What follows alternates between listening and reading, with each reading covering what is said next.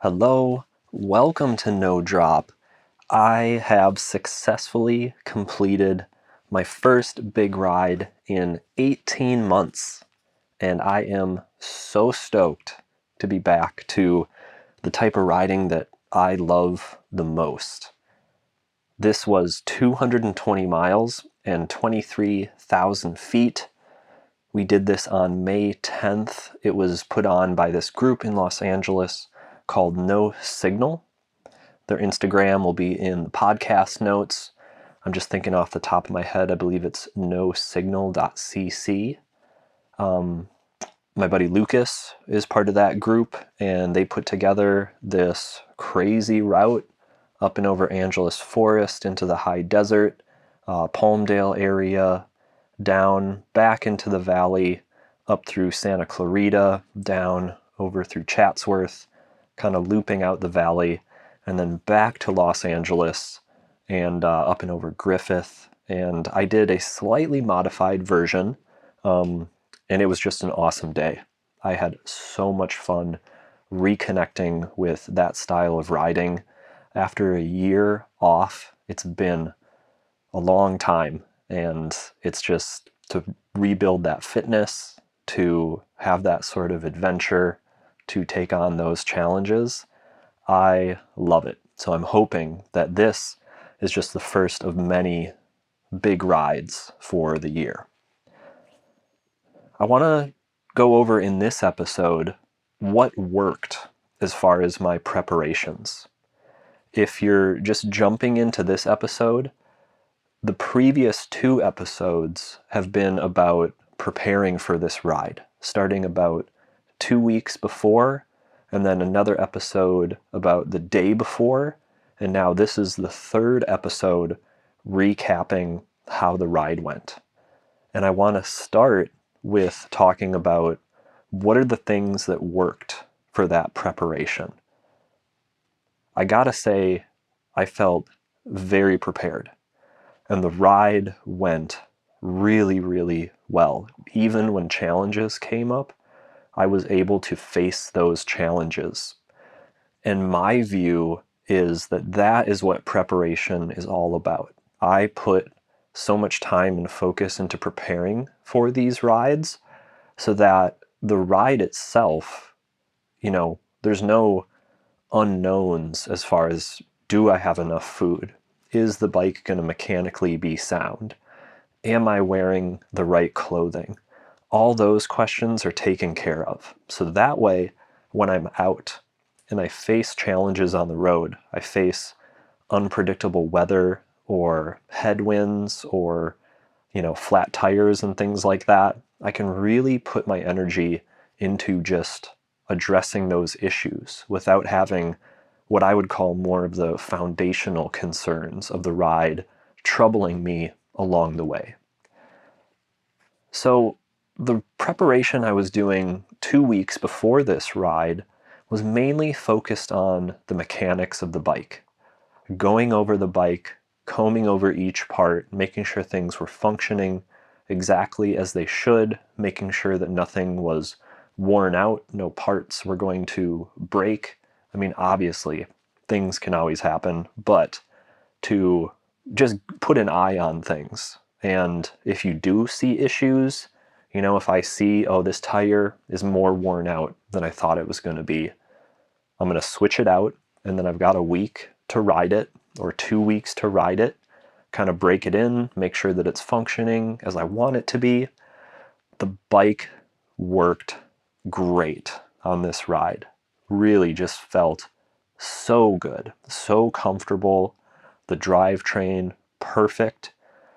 If I think about it, this is actually the first big ride that I've done with a waxed chain.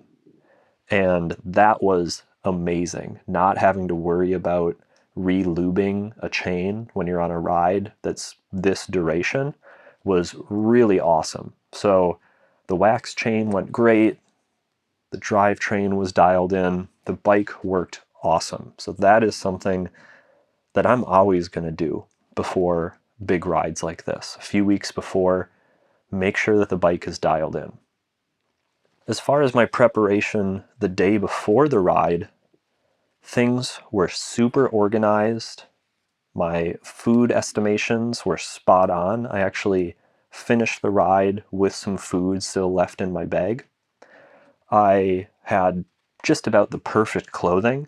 There were some challenges that came up that made clothing an issue, but really no way to dress for the amount of heat that I saw out there. I just kind of had to suffer through it. So the day before organization was awesome. Every time that I stopped, I have my carbohydrates and my electrolytes powders. They're all weighed out in baggies.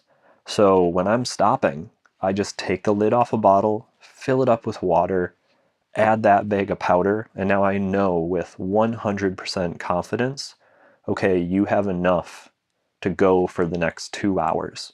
No questions about it. So that was very dialed in. I felt very, very prepared. I did end up riding with a hydration pack on this ride. That worked out awesome. It did allow me a little extra space to carry food and carry some of that nutrition powder and things like that. It also gave me, obviously, extra water, which was huge. And I'm going to get into why that was so important in just a minute here. But one other thing that I just want to say about the hydration pack was I've used a hydration pack on many rides before, but something I experimented with on this ride was when I left in the morning, I actually did not fill up the hydration pack. I left it empty.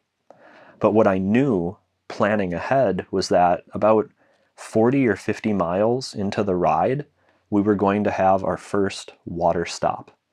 That amount of distance, that amount of time, that early in the morning when it's cool, I knew that I wouldn't need more than 2 bottles. So I only had the bottles filled, and then by leaving the hydration pack empty, I was able to just save a couple pounds, and I'm not carrying around water that I'm not going to be using.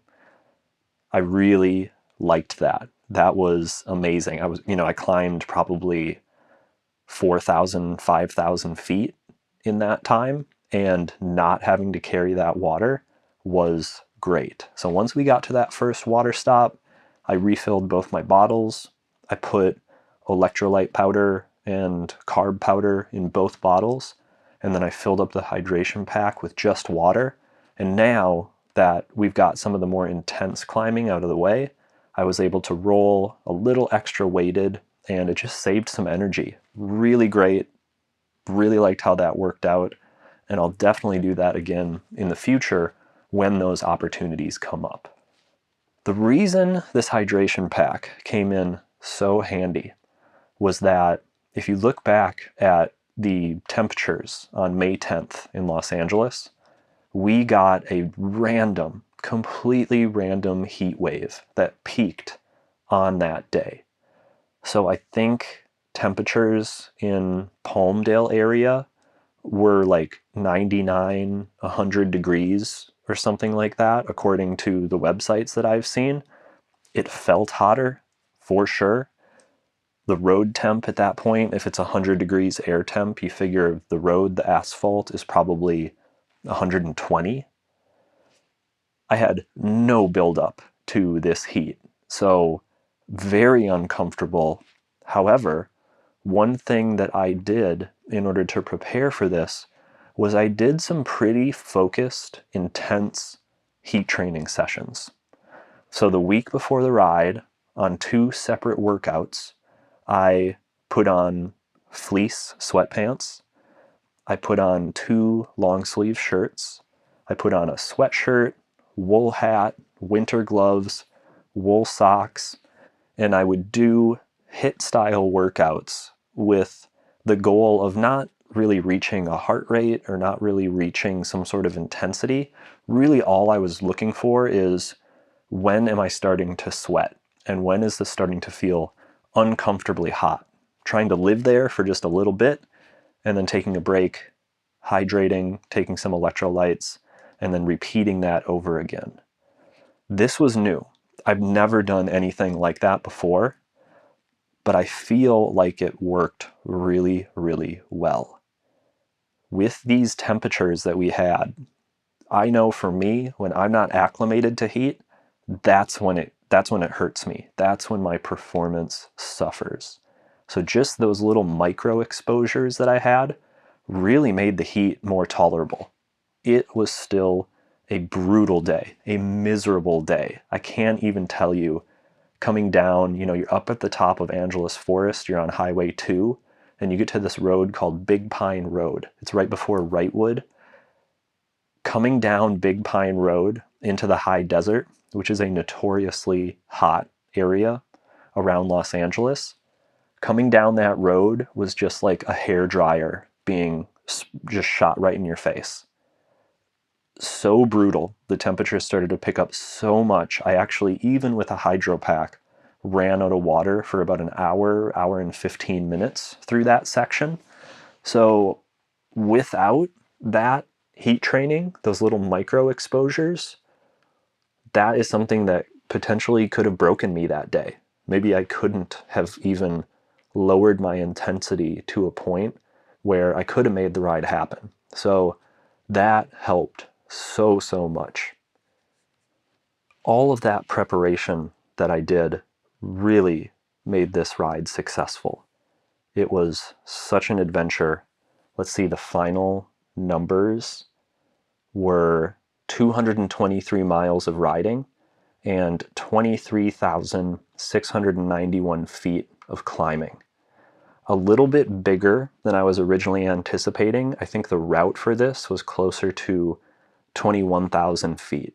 But when I was getting to about mile 150, 160, there was a lot of riding that was happening through the valley.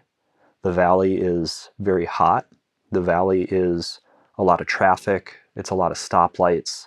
So I'm heading straight west into the sun, and it's like 4 o'clock in the afternoon. So the sun is kind of getting lower, and it's at that feeling where it's just blasting you in the face. So I'm going through the valley, and at some point I just said, I was like, I will not do this anymore. I need to make some progress that gets me some elevation, starts taking me towards home. So at that point, I abandoned the route that Lucas and No Signal had made. I decided to turn down Topanga Canyon Road from Chatsworth and take that all the way down to Mulholland. And so I took Mulholland up and over all the way to Griffith. I did the Wonderview climb on the way, came back down, came up and over Griffith, and at that point I'm getting pretty close to home and the ride was done.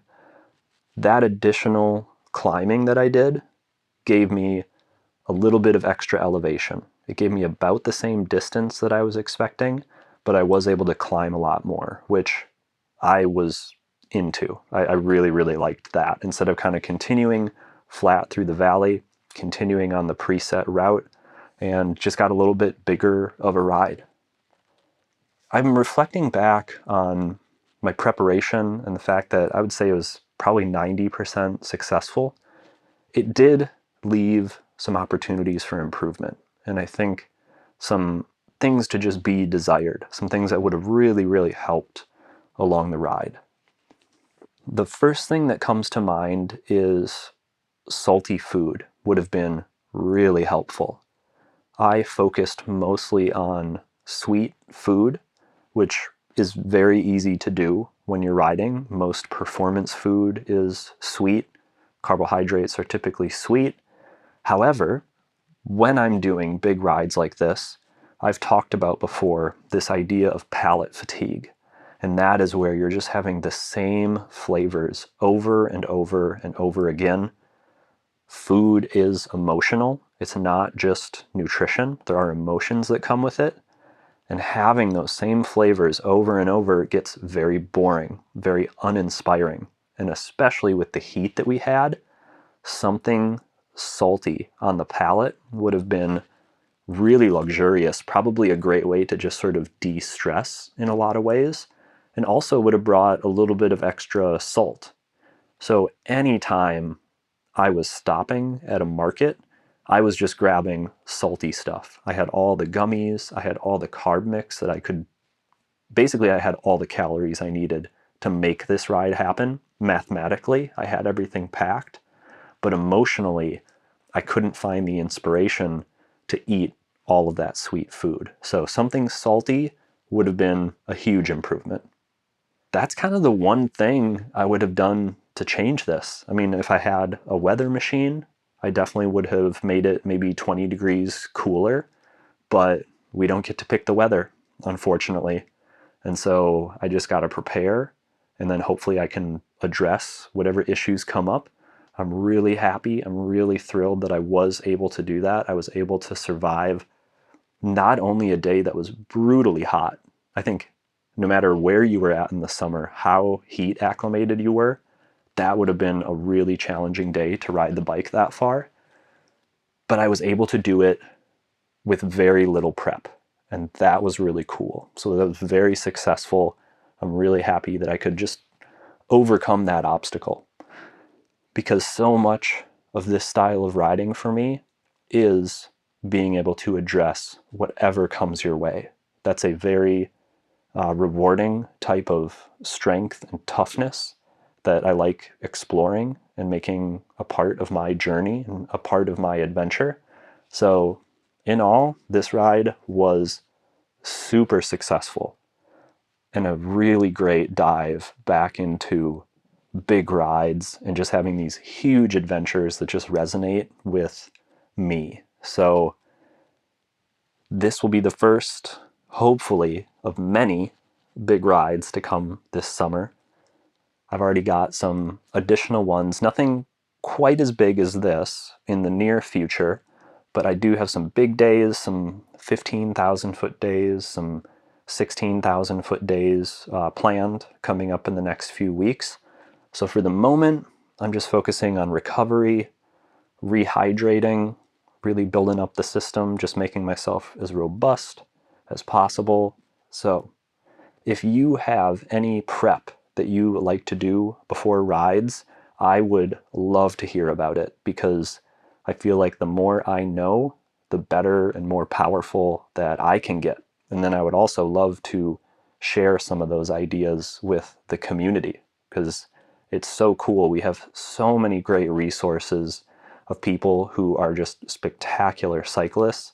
And so if we're all sharing this knowledge, sharing the things that we do, I feel like we can just build a bigger and stronger and better community. So message me on Instagram, send me a message, let me know what you like, let me know what you're doing, how you're preparing, and I would love to try to incorporate some of those things into my riding in the future.